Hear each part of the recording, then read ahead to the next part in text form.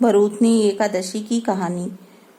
बहुत दिनों पहले की बात है। काशी नगर में एक ब्राह्मण रहता था। उसके 3 लड़के थे, जिनमें सबसे बड़ा लड़का मूर्ख और बुरे विचारों वाला था।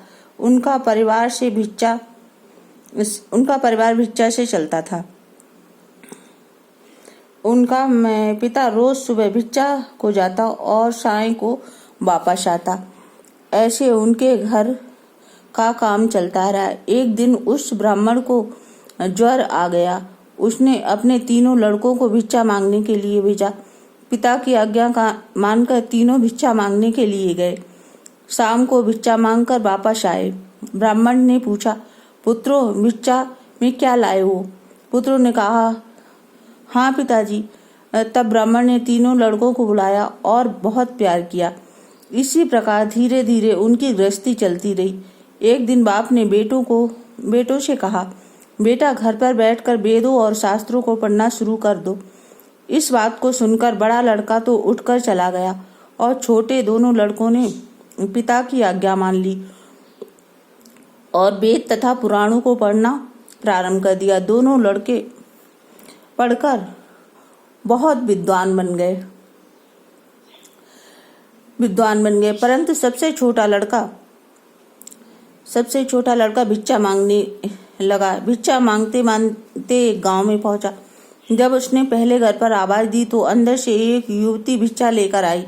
वह बहुत सुंदर थी। बड़े लड़के के मन में उससे प्रेम की बात जागृत हुई। वह उस युवती को बातों में फंसाकर अपने घर ले आया। इस काम को देखकर उसे उस ब्राह्मण ने अपने घर से निकाल दिया। तब वह लड़का दूसरे गांव में जाकर रहने लगा। एक दिन छोटा लड़का भिक्षा मांगते मांगते बड़े भाई के घर पहुंच गया। उसे देखकर बड़े भाई ने उसे अपने पास बिठाया और अपने पाप से छुटकारा पाने की विधि पूछी। तब छोटे लड़के ने बताया कि बैसाख में बदी पक्ष में भरूथनी एकादशी आती है। उसका तुम व्रत रखना और भगवान मधुसूदन की पूजा विधि के अनुसार करना। रात्रि को उनकी मूर्ति के पास ही सोना। दिन में ब्राह्मणों को भोजन करा देना और सोने की अंगूठी, अन्न वस्त्र आदि का दान कर देना। इससे तुम्हारा पाप नष्ट हो जाएगा। बड़े भाई ने बैसाख वदी एकादशी को व्रत रखा।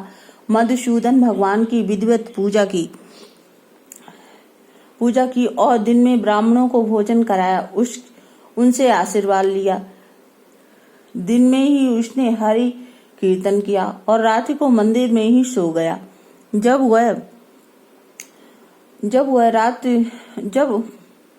वह रात्रि में सो रहा था तो उसने एक स्वप्न देखा। उसके सामने भगवान खड़े हैं और उससे कह रहे हैं, तूने जो पाप किया था इस भरूथनी एकादशी से नष्ट हो गया है। तू अपने घर को चला जा।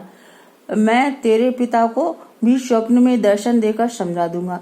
सुबह जब वह जगा और घर पहुंचा तब उसने स्वप्न का समस्त हाल अपनी पत्नी को सुनाया। सुनकर उसकी पत्नी बहुत प्रसन्न हुई।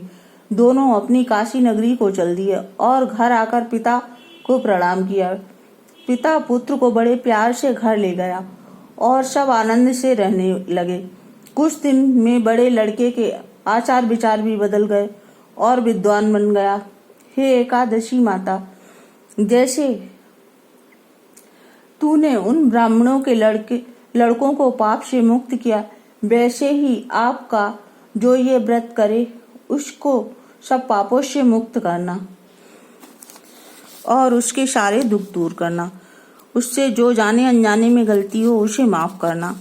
बोलो भरूथनी एकादशी माता की जय। बोलो कृष्ण भगवान की जय।